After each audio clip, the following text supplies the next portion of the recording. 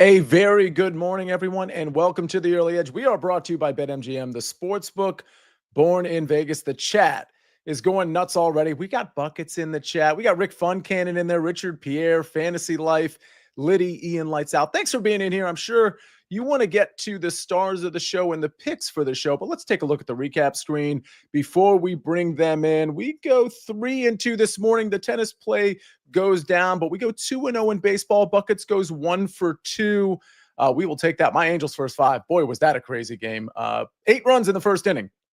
And then it kind of calmed down. We end up getting the win. It was a narrow escape there. We go 3-2. We'll take a winning record pretty much every time, but we're going to try to improve, of course, off 3-2 with the stars of the show. Let's bring them in.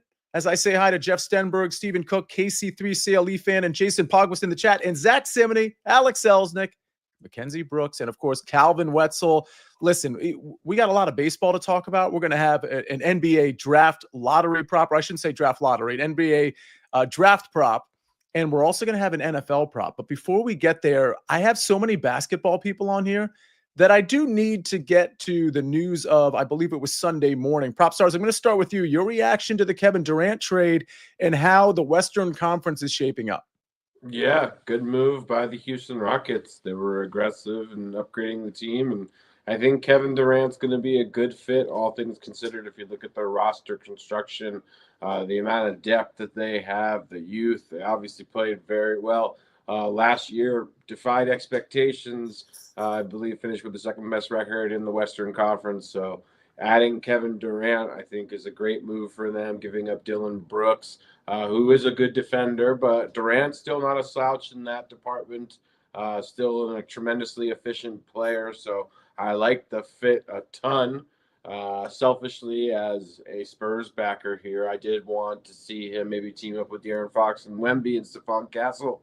But, yeah, I think it's a great move for Houston. I think it makes them a legitimate instant title contender. Interesting. Zach, your thoughts here, Kevin Durant, as it pertains to them being an instant title contender.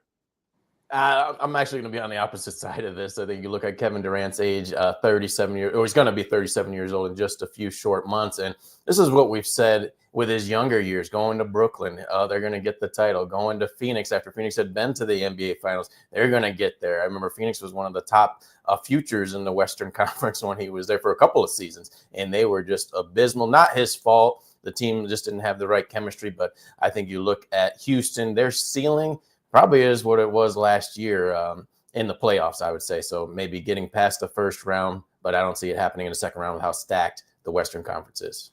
Mackenzie, I want to go to you last here on the Kevin Durant thing, because we talked yesterday about what the SportsLine model thinks. And so I want to get that sort of on the back end. Calvin, listen, you cover the WNBA. You have a WNBA pick today, but you certainly cover the NBA to some degree as well, at least in terms of monitoring it and following it. Your reaction to that Kevin Durant trade? Yeah, I mean, Zach's absolutely right that we've seen this movie with Durant before, but you could argue that maybe he would have a title in Brooklyn if his shoes were one size smaller. So I actually line up with Proppy here. I think it's a great move for Houston, and it's exactly what they needed. It fills a lot of their holes, and I do think it inserts them into the title conversation. Toe on the line. Really good reference there. And it's amazing how the smallest things can change the trajectory of someone's legacy, whether it be Kevin Durant or someone else. Mackenzie Brooks, how does the model respond to Houston gaining Kevin Durant? I'm certainly improving. I mean, a lot of it you'll see more impactful, I think, in the postseason, having that veteran with you. Obviously, things like leadership aren't exactly showing up in a model, but I do think that will play a part here. And I said it yesterday, we have them improving by 2 wins, which sounds silly. But relative, it's a lot considering that's the amount of games that we're deciding the middle of the pack of the Western Conference and who is getting home court advantage here. So still plays a big role. As far as the way they're priced, I think it's a little bit priced about KD's brand name. I think they're kind of pricing it like it's 2014, 2015 KD. I still think he's a phenomenal player, but the way they're priced right now, I wouldn't see any value necessarily like betting them to win the NBA Finals next year. Yeah, agree. Looking at like plus 850, plus 800, depending on where you look. Last word, Alex Selznick. Just wanted to add that this Kevin Durant is going over to a Houston team that, again, already was tremendous last season in the West. They have a bona fide superstar in Alperen Sengun. Fred VanVleet is a very experienced playoff performer. Amen Thompson is a emerging star as well on both ends of the court. So it's not like they need Kevin Durant to come in and average 28 points per game and do a ton of things here. So I just think it's a great landing spot for him. They already have tremendous depth, a very good roster, tons of young talent. So I think it's a great fit for him and for the team. And they have that guy, Reese Shepherd, who they sent to the G League, right? That they like speak so highly of, that it sounds like they plan The on rookie using from him. Kentucky. Yeah. And they've got Steven Adams. Like, they've got some, like, good role player pieces.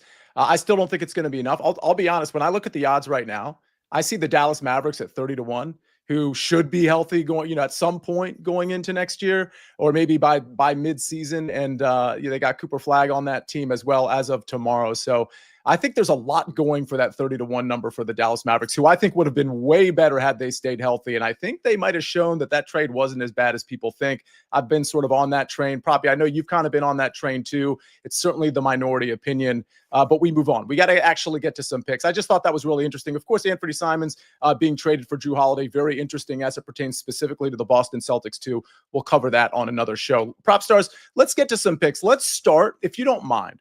Let's start with the baseball pick so we can get kind of one pick in there for today. And then I know you have an NFL prop as well, which you've been coming to the show with, which I absolutely love. But start me off with Charlie Morton. Yeah, Charlie Morton, excuse me, the pride of Flemington, New Jersey, 41 years young.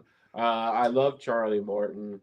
And we might have to pump the brakes on Charlie Morton falling off of a cliff. Got off to a really tough start beginning of the year, but he's looked a lot better over his last 5 starts. So I'm going over on his outs, 15.5. Has to get in at least an out in the 6th inning, 5 1/3 inning. Wins the bet here for Charlie Morton, who's pitching at home against the Rangers. The Rangers have been pretty dismal against opposing righties. And again, Charlie Morton looks to be over those early season struggles. He's pitched really well over his last 5 starts. I like his chances of going at least 5 1/3 today against the Texas Rangers. And then going to the NFL, let's do a nice long shot here. How about plus 8,000, Sia? How does that sound? Offensive Rookie of the Year. The Patriots drafted a wide receiver, the 69th overall pick, named Kyle Williams. The Patriots long have really struggled drafting wide receiver, dating back to Bill Belichick era, but I think they hit a home run with this pick. I love the landing spot for him. I think Kyle Williams may be the best wide receiver of this entire draft class. I think he's that good. I think he's that underrated. I think he's going to be that productive in the NFL. He's an exceptional route runner, very polished. I think he's going to translate immediately. And then he's joining a Patriots team with a ton of targets up for grabs. Just Stephon Diggs. Outside of Stephon Diggs, it's a barren depth chart at wide receiver. So he can really, I wouldn't shock me to see Kyle Williams get upwards of 150 plus targets. I think he's going to hit the ground running. I think he's going to be exceptional from day one. I love obviously the odds here at plus 8,000. I think should be significantly shorter. So give me Kyle Williams to win Offensive Rookie of the Year, as well as Charlie Morton to go over 15.5 pitching outs. We got Offensive Rookie of the Year, and we've got Shirt of the Day. Calvin, you've been upstaged by PropStarz. Everybody is loving his shirt in the comments. Calvin, your response, you're just here with a plain, one color shirt. What are you thinking, Calvin? You're that guy. Now PropStarz is that guy. I should probably sitting up a little bit more. I have the Sky shirt because my pick is from this game, and I'm going to be at the Sky game tonight, but I do have to give it to Proppy. I love your shirt as well. I think that is a good enough segue. If you don't mind, Calvin, can you go next with your WNBA pick? You're going to be at the game? I will be at the game. I'm wearing the Sky shirt because I'm going to go up to Chicago for the game. But ironically, I'm actually fading the Sky with my pick. I've been watching this team enough. I know their defense doesn't have it. So I'm going with the Sparks team total over 85.5. It's a little bit juiced now, but minus 130, minus 135, but 86.5 is fine too, a regular juice. When Courtney Vandersloot got hurt for the Chicago Sky, their offense kind of looked lost for a while, and it started to find it. It's still definitely struggling with some things like turnovers, but now it's their defense. Their defense has looked like an absolute mess. They've given up 200 points the last 2 games. They're not guarding the arc. They're not forcing turnovers. And like I said, they're committing turnovers. So those become easy transition buckets on the other end. They play a Sparks team now who basically is perfectly equipped to take advantage of all of those holes in terms of shooting in their perimeter game, as well as scoring in the transition. The first time these two teams met, the Sparks scored 91, and I would have them closer to that, like in the upper 80s or around 89.5 tonight. So I do think that fading the Sky here, fading the Sky defense is the move, and I'm going with Sparks team total over. All right, Sparks team total over 85.5. There was something going on in the chat. Oh, that's right. I forgot to tell everybody that we're Mark May days away from NFL season. Of course, that's 73. A couple of other 73s. Maybe you have somebody. There we go. KC3, are we 73 days away from NFL? Yes, we are. A couple other names. One that's fun to say, Joe Klecko was number 73. Joe Thomas, great offensive lineman, was number 73. PropStarz, did you have one as well? I just wanted to shout out Joe Klecko. One of my favorite athletes is his son, the great Dan Klecko, alumni of Temple University, also played for the New England Patriots and the Indianapolis Colts, where he won Super Bowl rings, and he was incredibly versatile. He was a defensive tackle in college, undersized but unbelievably productive at Temple. And then when he went in the NFL, he played offense, defense, and special teams. So he was a Swiss Army knife, very underrated NFL football player, son of the great Joe Klecko, Dan Klecko. Speaking of Swiss Army knives, I don't know how you just did that. That feels like it was staged, but it absolutely wasn't. Really good stuff on Dan Klecko that nobody else knew. So absolutely love that. Absolutely love BetMGM. Ladies and gentlemen, BetMGM players will receive a no-sweat token to apply to MLB home run wagers. You're going to see the SportsLine MLB home run wagers in just a second. Just bet on a player to hit a home run today and activate the token. If your bet loses, you'll receive bonus bets back. And I do want to remind everybody, don't forget to get Yankees tickets and join us for an official Early Edge SportsLine meetup at Yankee Stadium on July 9th. Just scan that QR code right there. Listen, we've got Amags, we've got Danny Brasco, Larry Hartstein, and others going to this event. Plus, the first 75 people to buy tickets get free Early Edge merch. I'm personally still working on getting up there. I got to figure out my show schedule and things of that nature, but certainly a lot of the Early Edge crew is going to be up there. So hopefully you can get up there as well. Before we get to the home run model plays, let's get to the SportsLine pick. It's courtesy of not PropStarz, but Prop Bet Guy. He's got Luis Castillo under 5.5 Ks at -115.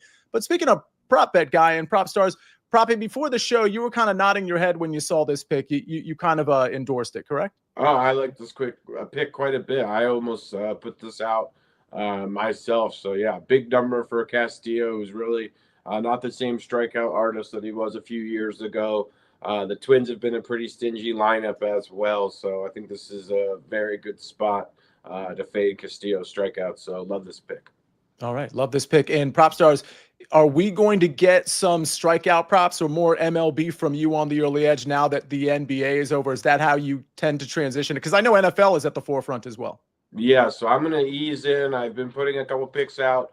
It hasn't gone well yet, but it will go well. I'll right the ship here soon. The volume will increase. And, yeah, we'll start winning a bunch of MLB bets sooner than later. Absolutely love to hear that. All right, Zach, we got to get to your pick. We're going to do that after the break, and then we're going to get to home run model plays. I have a play I'm considering, and I'll probably finalize during the show, which I never do, but I just want to throw that out there for everybody. So we got a lot more to cover, including your questions and comments. We're going to do it all right after this message from our partners. When you need your sports news all the time, we've got breaking news to bring to you. CBS Sports HQ gives you a snapshot of all the sports that matter to you. When you need your sports in a snap, find it on CBS Sports HQ, streaming free anywhere you are. All right, we're back on the Early Edge, brought to you by BetMGM, the sportsbook born in Vegas. We got NBA draft to talk about. We got baseball. We got home run model plays. We got my play that I'm considering. I don't even know where to go at this point. Zach, we're going to go to you, though. I know you have a baseball pick. I watched this guy yesterday, Jaron Durant, because I had the first 5. I was on the other side of the Red Sox game. It was a crazy game. I ended up winning the first 5, 5-4, 8 runs total in the first inning. Just a crazy game. Jarren Duran is the guy that scares me, and rightfully so. You like him today. Yeah, and I had the over 4.5 on the Angels on the HQ show yesterday at plus money, Beautiful. so that was great to see that coming in the first inning. So I'm going to go Jarren Duran over 1.5 total bases at plus 110 odds. He grew up 8 miles away from Anaheim, from Cypress, California. So this is a bit of a homecoming for him to help him get out of a mini slide that we've seen since June 13th. He actually had a double in his third at bat yesterday, and he's been terrific against the Angels this year. He's had a hit in all 4 games, hitting over 400, and he has those power numbers that you look for to clear this total bases prop. 5 doubles, including 2 against Tyler Anderson, who is the starting pitcher for the Angels, on June 2nd. And it was one of his 4 games this year that he's had 3 or more hits. So let's take Jarren Duran over 1.5 total bases at plus 110 odds.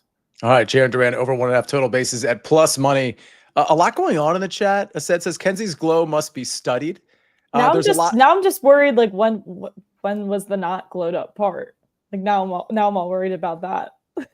Well, I feel like, but I feel like that's just saying a perpetual glow. Like I feel like it's like a glow that's never gone away, which is why it must be studied. That's where I think Seth is going there. Good answer, Sia. Thank you very much, Sia Nejad Esquire. Joey B says Zach and Sia need an NIL deal with Paul Mitchell hair product. Is Paul Mitchell still like a popular hair product? Because I feel like that's like super old school. I got to ask, Mackenzie, you're probably the youngest. Is Paul Mitchell like a name brand that's still like a thing?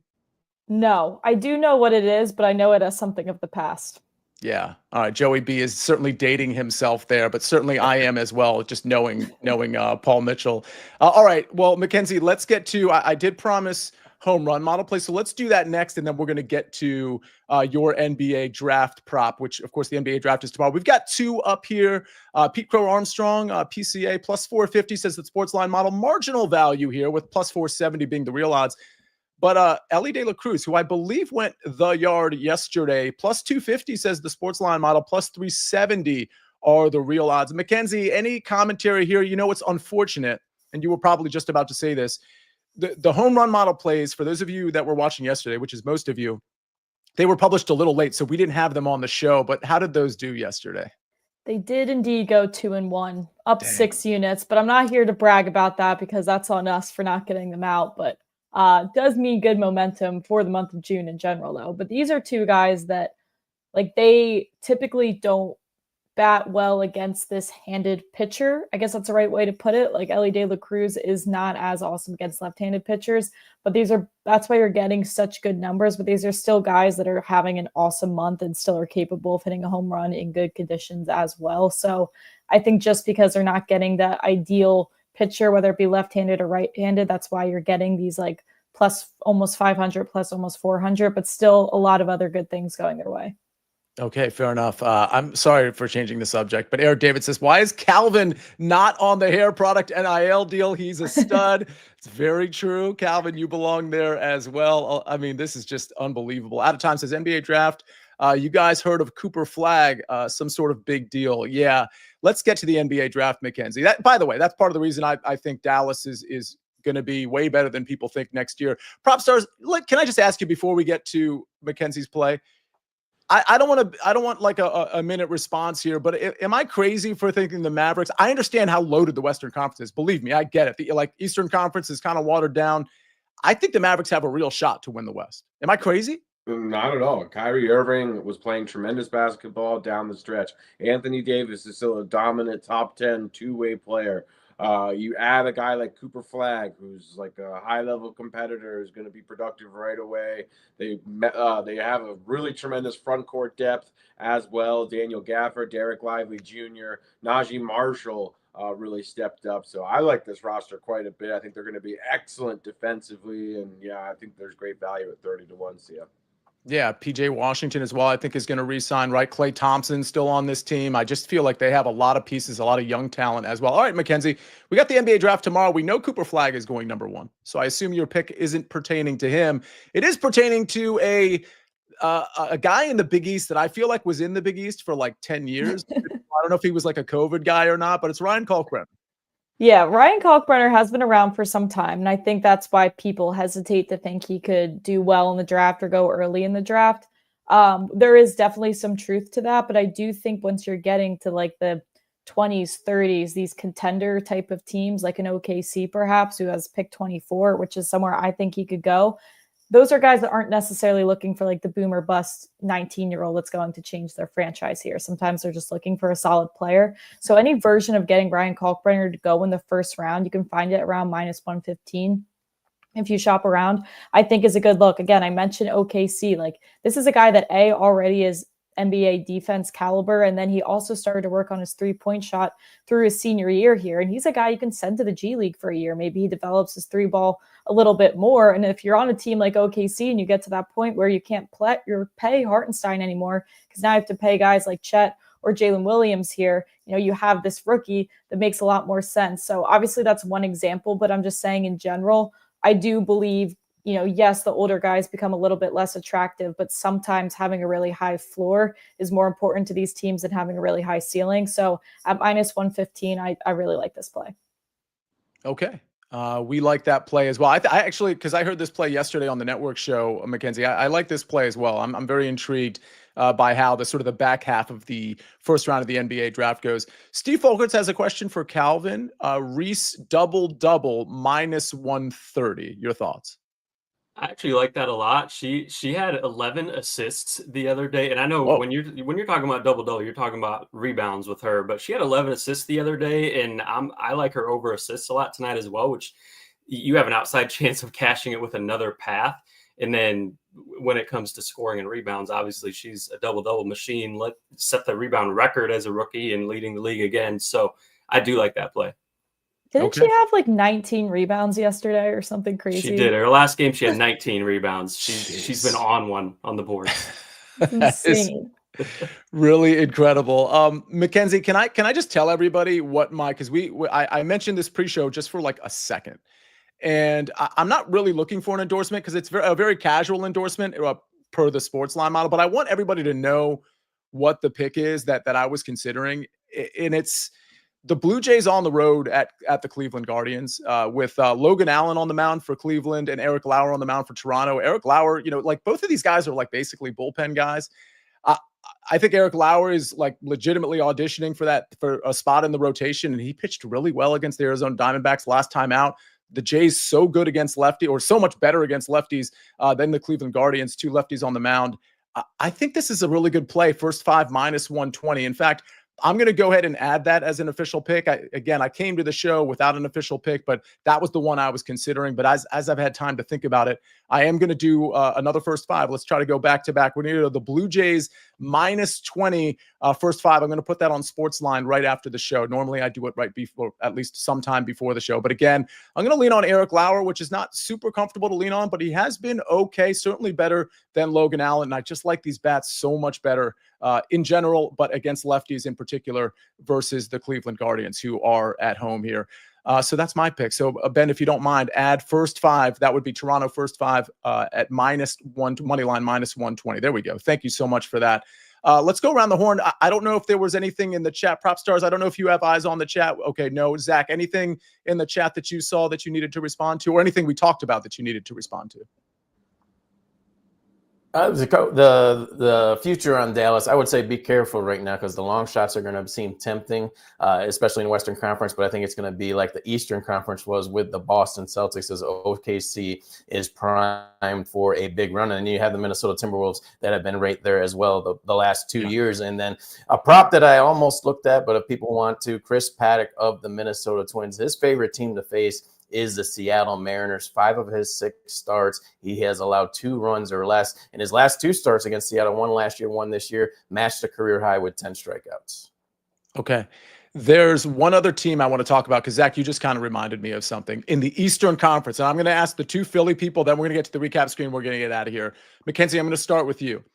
Zach's right. I think the value, like to me, and I don't know if this is exactly what he was saying, but like the Western Conference is absolutely loaded. Like, by the way, if I'm Kevin Durant, I would have been begging to go to the East for obvious reasons. But with all that said, listen, like the Celtics, we don't know, even with Simons, we don't know what that's going to look like when Tatum's going to come back.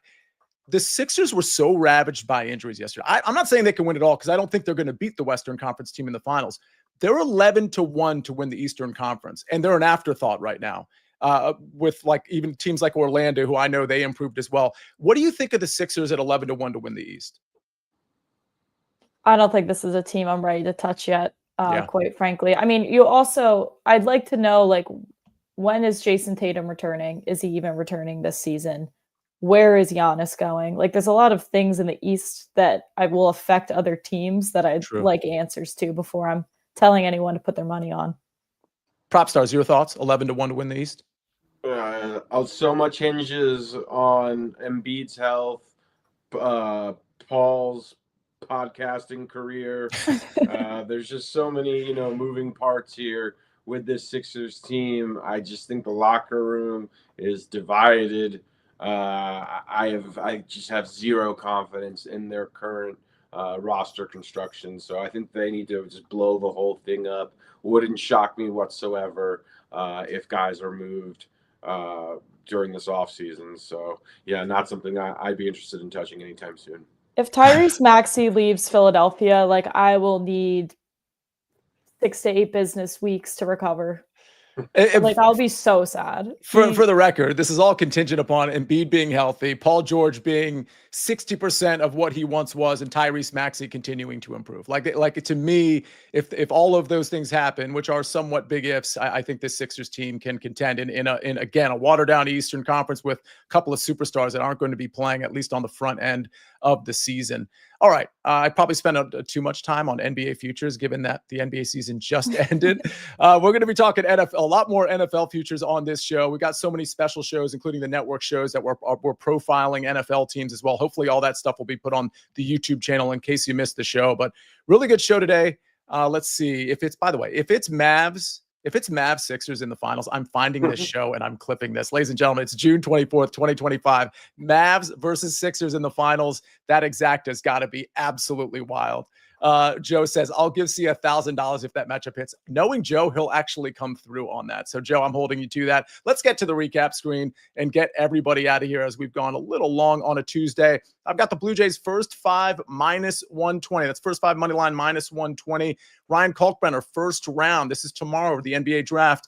That is courtesy of Mackenzie Brooks being drafted in the first round. Sparks team total tonight, over 85.5 at -135. Calvin's going to be at that game. Jaron Durant over 1.5 total bases at +110. Then we got Charlie Morton over 15.5 outs at -115. And Kyle Williams, offensive rookie of the year, at a long bomb number 80-1. Then we get to our SportsLine pick, courtesy of prop bet guy Luis Castillo, under 5.5 Ks at -115.